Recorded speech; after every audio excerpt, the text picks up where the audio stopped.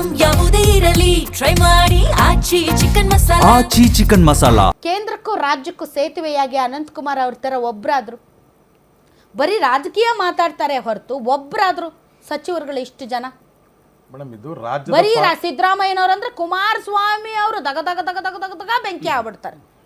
ಒಳ್ಳೇದ ಕೆಟ್ಟದ ಒಟ್ಟು ಟೀಕೆ ಮಾಡಬೇಕು, ಖಂಡಿಸ್ಬೇಕು. ಇದ್ದದ್ರಲ್ಲಿ ಪ್ರಹ್ಲಾದ್ ಜೋಶಿ ಅವರು ಒಂದಿಷ್ಟು ಬೆಟರ್ ಅಪ್ಪ. ಇಲ್ವಾ? JDS ಅವರೇ ಇಲ್ಲ. ಎಸ್ ಸರ್, ಎಸ್ ಯದುಕುಮಾರ್ ಅವರೇ ಕಂಟಿನ್ಯೂ. ಈಗ ಇಷ್ಟು ಯೋಜನೆಗಳದ್ದು ಇದು ಮಾಡಬೇಕಾದಾಗ ನಾನು ಹೇಳ್ತಾ ಇರೋವಂಥದ್ದು, ಪ್ರತಿ ಸತಿನೂ ಪ್ರೈಸ್ ರೈಸ್ ಮಾಡಬೇಕಾದಾಗ ರಾಜ್ಯದ ಜನರಿಗೆ ಹೊಣೆ ಆಗುತ್ತೆ ಅನ್ನೋದನ್ನ ಅವ್ರು ತಿಳ್ಕೊಳ್ಳೋದೇ ಇಲ್ಲ. ಆಮೇಲೆ ಮತ್ತೆ ಎಲ್ಲಿಂದ ದುಡ್ಡು ತರಬೇಕು ಅವರು? ಹಾಗಾದ್ರೆ ನೀವು ಈಗ ಒಂದು ನಿಮಿಷ ಸರ್, ಈಗ ನೀವು ಮೊನ್ನೆ ರೀಸೆಂಟ್ ಆಗಿ DCM ಅವರು ಗಿವ್ ಇಟ್ ಅಪ್ ಅಂತ ಹೇಳಿದ್ರು. ಗಿವ್ ಇಟ್ ಅಪ್ ಅಂದ್ರೆ ಏನ್ ಮೇಡಮ್? ಹಾಗಾದ್ರೆ ನೀವು ಗ್ಯಾರಂಟಿ ಕೊಡಬೇಕಾದಾಗ ಮುಖ್ಯಮಂತ್ರಿಗಳ ಘೋಷಣೆ ಏನು, ನಿಮಗೂ ಫ್ರೀ ನನಗೂ ಫ್ರೀ. ಒಂದ್ ನಿಮಿಷ, ಆಮೇಲೆ ನಾ ಹೇಳ್ತಾ ಕೇಂದ್ರ ಸರ್ಕಾರ ಅಲ್ಲ, ಕೇಂದ್ರ ಸರ್ಕಾರ gas subsidy give it up ಅಂತ ಅದು ಸರಿ ಇತ್ತಾ ಮೇಡಮ್? ಅದು ನೀವು ಮಾಡಿದ್ರೆ ಸರಿ, ಯಾರು ಉಳ್ಳವರು ಹಾಗಾದ್ರೆ subsidy applies to everybody. But Modi ಅವ್ರು ಏನಂದ್ರು, ಇರೋರು ಬಿಟ್ಕೊಟ್ಬಿಡಿ, ಅದೇ ರೀತಿ ನೀವು ಈ ಗ್ಯಾರಂಟಿಗಳ ವಿಚಾರದಲ್ಲಿ ಹೇಳಿದ್ರೆ ಅದ್ಯಾಕೆ ನಿಮ್ಗೆ ಅಷ್ಟೊಂದು? ಹಾಗಾದ್ರೆ ಇವ್ರು ಮಾಡಿರುವಂತ ಗ್ಯಾರಂಟಿ ಅನುಷ್ಠಾನ ಸಮಿತಿಯವರು ಯಾವ ಕೆಲಸ ಮಾಡ್ತಾ ಇದ್ದಾರೆ? ಯಾರು ಫಲಾನುಭವಿಗಳ ಅರ್ಹ ಫಲಾನುಭವಿಗಳು ಹೋಗ್ತಾ ಇದೆಯಾ, ಅನರ್ಹ ಹೋಗ್ತಾ ಇದೆಯಾ ಅಂತ ಇವ್ರೇನ್ ಈ ಸಮಿತಿ ಬಂದು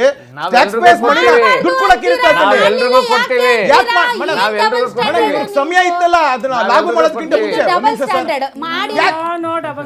ಈಗ ಸಮಿತಿಯವರು ಯಾಕೆ ಮಾಡಿಲ್ಲ ಅಂತಿದ್ದೀರಾ? ಮಾಡಕ್ ಹೋದ್ರೆ ಯಾಕೆ ಮಾಡ್ತೀರಾ ಅಂತೀರಾ? ನಿಮ್ದೇನ್ ಸ್ಟ್ಯಾಂಡು?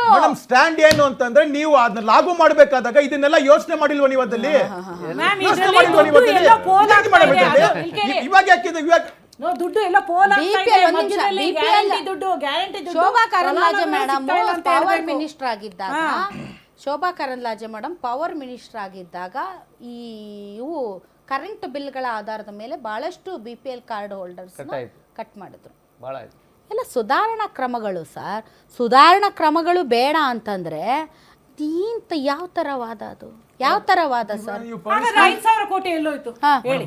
2 ತಿಂಗಳು ಕಟ್ಟಿಲ್ವಲ್ಲ ಮೇಡಮ್? 5,000 ಕೋಟಿ ಯಾಕೆ ತೋರಿಸ್ತಾ ಇದ್ದಾರೆ? 5,000 ಕೋಟಿ ಎಲ್ಲೋಯ್ತು? ಈಗ ಮೇಡಮ್ ಹೇಳಿ, ಈಗ ಬಜೆಟ್ ಅಲ್ಲಿ ನೋಡೋಣ ಅಲ್ಲ, ಅದಕ್ಕೆಲ್ಲ ಉತ್ತರ ಬಜೆಟ್ ಅದಕ್ಕೆಲ್ಲ ಉತ್ತರ ಬಜೆಟ್ ಅಲ್ಲ. ಇವಾಗ 52,000 ಕೋಟಿನಲ್ಲಿ 5,000 ಮೇಡಮ್ ಮಹಿಳಾ ಮತ್ತು ಮಕ್ಕಳ ಇಲಾಖೆಯಿಂದ ಡೈರೆಕ್ಟ್ ಆಗಿ ದುಡ್ಡು ಬರ್ತಾ ಇತ್ತು. ಅಲ್ಲಿ ಒಂದ್ ಸ್ವಲ್ಪ ಚೇಂಜ್ ಮಾಡಿದ್ರು. ಸ್ಥಳೀಯ ಒಂದು ಗ್ರಾಮ ಪಂಚಾಯಿತಿಗಳು ಅಥವಾ ಸ್ಥಳೀಯ ಸಂಸ್ಥೆಗಳ ಮೂಲಕ ಹಣವನ್ನು ವರ್ಗಾವಣೆ ಮಾಡಬೇಕು ಅನ್ನುವಂಥ ಕೆಲವೊಂದು ಏನು ಆಡಳಿತಾತ್ಮಕ ಬದಲಾವಣೆಯ ಸಂದರ್ಭದಲ್ಲಿ ಒಂದು ಸ್ವಲ್ಪ ಮಿಸ್ಕಮ್ಯುನಿಕೇಶನ್ ಆಯಿತು ಅಂತ ಅವ್ರು ಹೇಳಿದ್ದಾರೆ. ನೀವು 30 ತಿಂಗಳು ಕೊಟ್ಟಿದ್ದು ಮಾತಾಡ್ತಿಲ್ಲ, 2 ತಿಂಗಳದ್ದು ಮಾತಾಡ್ತಿಲ್ಲ, 2 ತಿಂಗಳದ್ದು ಮಾತಾಡ್ತಾ ಇದ್ದೀರಾ. ಆ್ಯಂಡ್ ಮೋರ್ ಓವರ್ ಕೊಡದೇ ಇರೋದಕ್ಕೆ ಕಾರಣ ಅದನ್ನು ನುಂಗುಬಿಟ್ಟಿದ್ದಾರೆ ಅಂತ ನೀವು ಅದಕ್ಕೆ ಯಾಕೆ ಅರ್ಥ ಕಲ್ಪಿಸ್ತೀರಿ? ನಿಮ್ಮ ಹತ್ರ ದಾಖಲೆಗಳಿದೆಯಾ?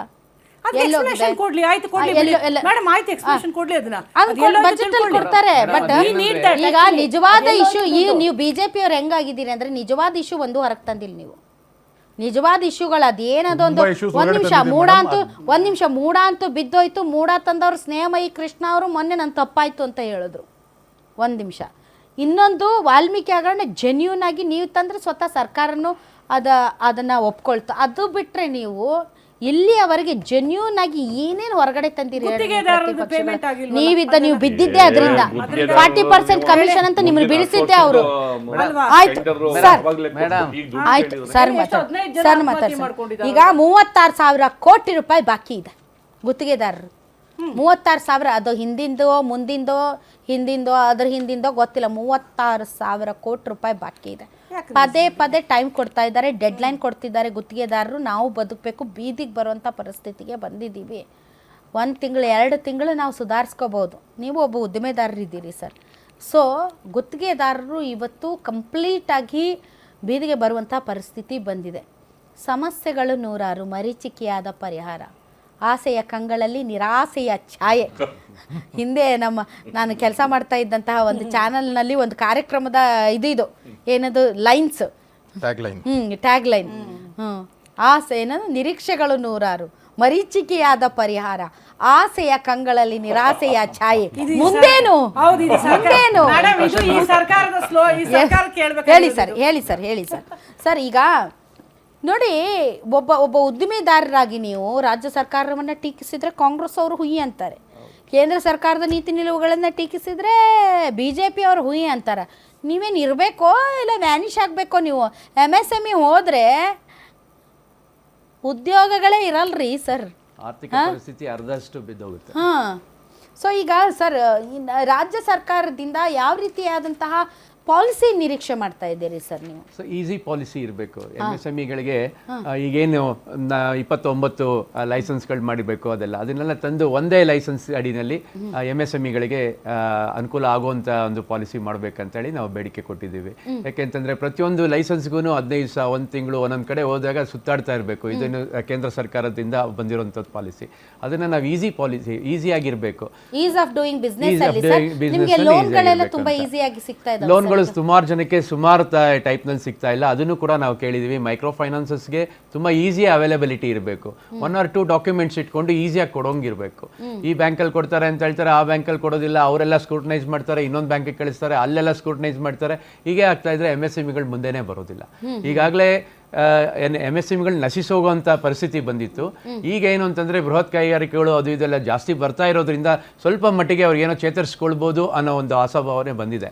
ಸೊ ಈಗ ನಮ್ಮ ರಾಜ್ಯ ಸರ್ಕಾರ ಆಗ್ಬೋದು ಅಥವಾ ಕೇಂದ್ರ ಸರ್ಕಾರ ಆಗ್ಬೋದು ಸಾಕಷ್ಟು MSMEಗಳಿಗೆ ಸಹಾಯ ಮಾಡಿದರೆ ಖಂಡಿತವಾಗ್ಲೂ MSMEಗಳಿಂದನೇ ದೇಶ ಉಳಿಯುತ್ತೆ ಅಂತ ನಾನು ಅನ್ಕೊಂಡು. ಈ ಕೈಗಾರಿಕಾ ಪ್ರದೇಶಗಳ ಅಭಿವೃದ್ಧಿ ಸರ್, ಮೂಲ ಸೌಕರ್ಯಗಳಿಂದ ಬಹಳಷ್ಟು ವಂಚಿತ ಆಗಿದೆ. ಆ ಕಡೆ ಎಲ್ಲ ಬಂದರೆ ಸರ್, ಪೀಣ್ಯ ಕಡೆ ಎಲ್ಲ ತುಂಬ ಹಾರಿಬಲ್ ಸಿಚುವೇಶನ್ಸ್ ಇದೆ ಸರ್. ನಾವು ಪೀಣ್ಯಾಗೆ ಒಂದು ಸಪ್ರೇಟ್ ಬಜೆಟ್ ಮಾಡಿ ಅಂತ ಹೇಳಿದ್ದೀವಿ. ಯಾಕೆಂದರೆ ಏಷ್ಯಾನಲ್ಲೇ that is the Peenya is the ಒಂದು MSMEಗಳಿಗೆ ಅದೇ ಏಷ್ಯಾನಲ್ಲೇ ಬಿಗ್ಗೆಸ್ಟ್ ಆ್ಯಂಡ್ ಲಾರ್ಜೆಸ್ಟ್ ಇರೋದು. ಅದಕ್ಕೋಸ್ಕರ ನಾವು ಪೀಣ್ಯಾಗೆ ಒಂದು ಸಪ್ರೇಟ್ ಬಜೆಟ್ ಕೊಡಿ ಅಂತ ಕೇಳಿದ್ದೀವಿ. ಆ ಪೀಣ್ಯ ಡೆವಲಪ್ಮೆಂಟ್ಸ್ ಯಾವ ರೀತಿ ಆಗಬೇಕು, ಪೀಣ್ಯ ಕೈಗಾರಿಕೆ ಒಳಗಡೆ ಏನೇನು ನಡೀತಿದೆ, ಮತ್ತು ರೋಡ್ಸ್ಗಳಾಗ್ಬೋದು, ಮತ್ತು ಇನ್ಫ್ರಾಸ್ಟ್ರಕ್ಚರ್ಸು, ಅದಕ್ಕೆಲ್ಲ ಸಪ್ರೇಟಾಗಿ ಒಂದು ಬಜೆಟ್ ಕೊಡಿ ಅಂತ. ಯಾಕೆಂದರೆ ಇವರು ಬಜೆಟ್ ಕೊಟ್ಟಿರ್ತಾರೆ, ಒಂದು 10 ಕೋಟಿ ರೂಪಾಯಿ ಕೊಟ್ಟಿದ್ದಾರೆ ಅಂತ ತಿಳ್ಕೊಳ್ಳಿ, ಆ ಪೀಣ್ಯಾಗೆ ಹೋಗೋದು ಬರೀ ಒಂದು ಲಕ್ಷಗಳಲ್ಲಿ ಹೋಗುತ್ತೆ, 4-5 ರೋಡ್ ಕೂಡ ರೆಡಿ ಮಾಡ್ಸೋಕ್ಕಾಗಲ್ಲ. ಹಾಗಾಗಿ ಸಪ್ರೇಟಾಗಿ ಪೀಣ್ಯದವ್ರಿಗೆ ಒಂದು ಪೀಣ್ಯ ಇಂಡಸ್ಟ್ರೀಸ್ ಅವ್ರಿಗೆ ಬೇಡಿಕೆಯನ್ನು ಕೊಟ್ಟಿದ್ದೀವಿ. ಅದು ಕೂಡ ಆಗ್ಬೋದು ಅಂತ ನಿರೀಕ್ಷೆಯಲ್ಲಿದೆ ಮೇಡಮ್. ಸರ್, ಹೊಸ GBA ನಾರಾಯಣ ಸ್ವಾಮಿ ಅವರೇ, GBA ತುಂಬ ನಿರೀಕ್ಷೆ ಇದೆ. ಯಾಕೆ ಅಂತಂದರೆ ಬೆಂಗಳೂರು ಸೊ ತುಂಬ ನಿರೀಕ್ಷೆ ಇದೆ. ಏನೋ ಆಗ್ಬಿಡುತ್ತೆ, ಏನೋ ಬದಲಾವಣೆ ಆಗ್ಬಿಡುತ್ತೆ, ಬೆಂಗಳೂರು ಸಿಂಗಾಪುರ ಆಗ್ಬಿಡುತ್ತೆ ಅನ್ನೋ ಒಂದು ಲೆವೆಲ್ಗೆ ಜನ ಥಿಂಕ್ ಮಾಡ್ತಾ ಇದ್ದಾರೆ. ಟ್ರಾಫಿಕ್ ಸಮಸ್ಯೆ ಆಗಿರ್ಬೋದು, ಅಥವಾ ಬೆಂಗಳೂರಿನ ರಸ್ತೆಗಳಾಗಿರಬಹುದು, ಮತ್ತು ಮೂಲಭೂತ ಸೌಕರ್ಯಗಳಾಗಿರ್ಬೋದು, ಈ ವಿಚಾರದಲ್ಲಿ ಸರ್ಕಾರದ ಬದ್ಧತೆ ಮತ್ತು DCM ಅವರ ಮೇಲುಗೈ ಹೆಂಗಿರುತ್ತೆ ಬಜೆಟ್ನಲ್ಲಿ ಅಂತಲೂ ಕೂಡ ತುಂಬ ನಿರೀಕ್ಷೆ ಇದೆ. ಈಗ ಈ ನಮಗೆ ಬೆಂಗಳೂರಲ್ಲಿ ಟ್ರಾಫಿಕ್ದು ದೊಡ್ಡ ಸಮಸ್ಯೆ, ಅದು ಜಗತ್ತಿಗೆ ಗೊತ್ತಿರ್ತಕ್ಕಂಥದ್ದು. ಅದನ್ನು ಹೋಗಲಾಡಿಸೋದಕ್ಕೆ ಯಾವ ಥರ ಬಡ್ಜೆಟಲ್ಲಿ ಲಾಸ್ಟಿಂದ ಏನು ಪ್ರಯತ್ನ ಪಡ್ತಾ ಇದ್ದಾರೆ ಅದು ತಮ್ಮೆಲ್ಲರಿಗೂ ಗೊತ್ತಿದೆ. ಇದು ಸರ್ ಟನಲ್ ದುಡ್ಡಿಡ್ತಾರ? ಇಲ್ಲ, ಟನಲ್ ದುಡ್ಡಿಡ್ತಾರೆ. ಆಮೇಲೆ ಅದನ್ನ ಟನಲ್ಗೆ ಯಾವ